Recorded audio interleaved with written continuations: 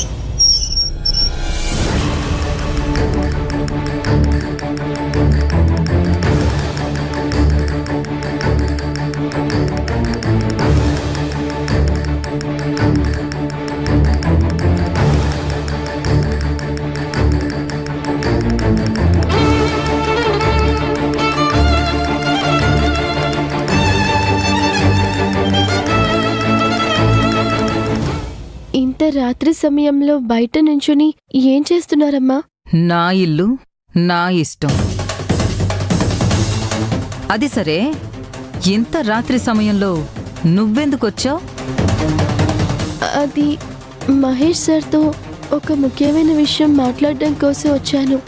10 లక్షలు కావాలి అని అడగడం కోసం వచ్చావు, అంతేగా?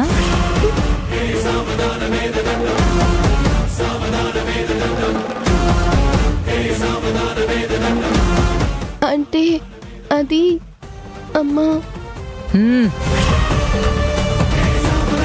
నాకంతా తెలుసు. అవునమ్మా, డబ్బులు అడుగుదామనే వచ్చాను. మా ఊర్లో మాకు వంశపారంపర్యంగా వచ్చిన కొంత పొలం ఉంది. దాన్ని తాకట్టు పెట్టాం. దాని విషయంలో ఇప్పుడు ఒక చిక్కొచ్చి పడింది. మహేష్ సారు పెద్ద మనసుతో డబ్బిస్తే కొంచెం కొంచెంగా మొత్తం డబ్బు మళ్ళీ మీకు తిరిగిచ్చేస్తాను. నువ్వా 10 లక్షలు తిరిగిచ్చేస్తావా? ఇచ్చేస్తానమ్మా. కాకపోతే కాస్త కాస్త ఇచ్చేస్తానమ్మా. నీ జీవితంలో నువ్వు 10 లక్షలు సంపాదించాలంటే ఎన్ని సంవత్సరాలు పడుతుందో తెలుసా? ఎవరైనా 100, 1000 అడుగుతారు. నువ్వు ఏకంగా 10 లక్షలు అడగడానికి వచ్చేసావు. మేమేమైనా బ్యాంకు నడుపుతున్నావు అనుకున్నావా? మీకు ఎలాంటి అవసరమైనా కంపెనీ లోన్ ఇస్తుంది, అది కొంచెం కొంచెం ఇస్తే సరిపోతుంది అని సరే చెప్పారమ్మా. అది ఎప్పటినుంచో కంపెనీలో పనిచేసే పర్మనెంట్ ఉద్యోగులకు వర్తిస్తుంది. నీలాగా నిన్నగాక మొన్న వచ్చిన వాళ్లకు వర్తించదు. 10 లక్షలు తీసుకుని నువ్వు పారిపోతే నీకోసం మేము ఎక్కడికి పరిగెత్తాలి?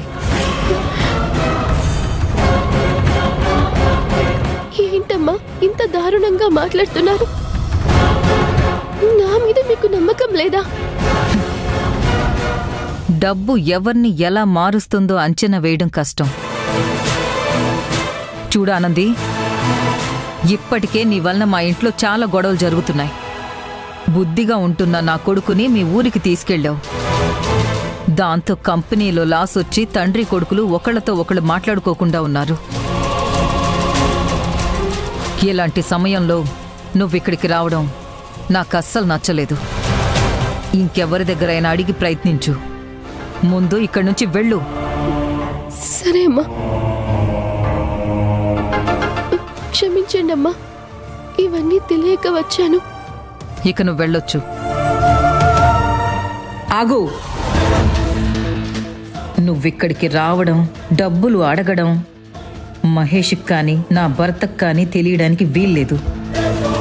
అర్థమైందా? ఇక వెళ్ళొచ్చు.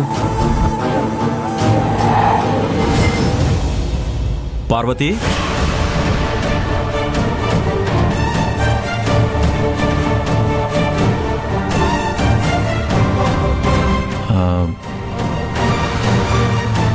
ఆనంది, ఈ టైంలో నువ్వేంటిక్కడ? ఎంతసేపు అయిందొచ్చి?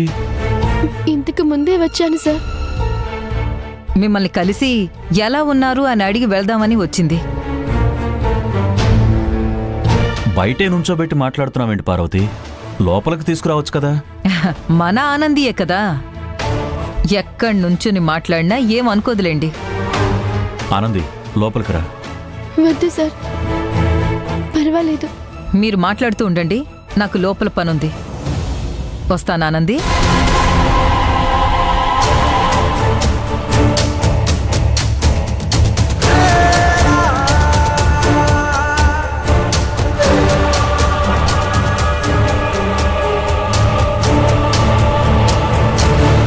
ఈ సమయంలో వచ్చావేంటి ఆనంది? ఏమైనా ముఖ్యమైన పనుందా? అంటే సార్ అది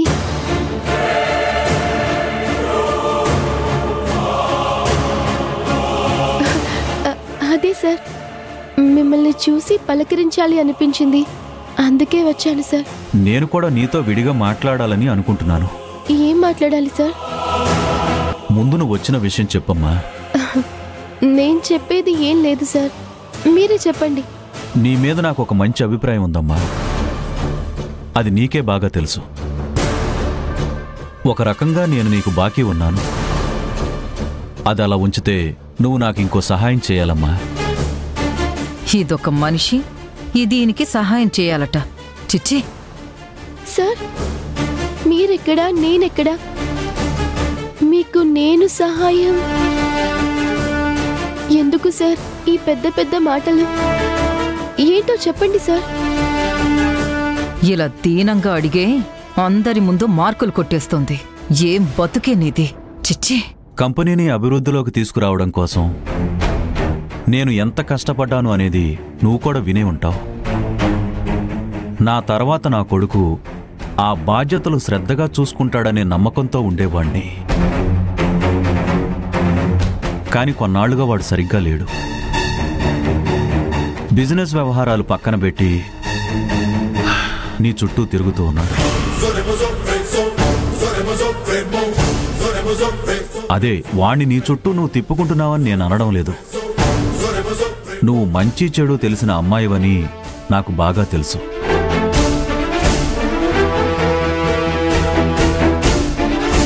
కాని మహేష్కే ఇంకా చిన్నతనం పోలేదు. ఇంకా అలాగే ఉంటాడా అని నాకు భయంగా ఉంది. నేనేం చేయాలి సార్? వాడు నిన్ను పిలిచి ఏమైనా అడిగితే ఫార్మల్గా సమాధానం చెప్పి వెళ్ళు. వాడితో పాటు చిన్నపిల్లలా బిహేవ్ చేయడం కాస్త అవాయిడ్ చేసుకో. మహేష్కి నువ్వు దూరంగా ఉండాలమ్మా.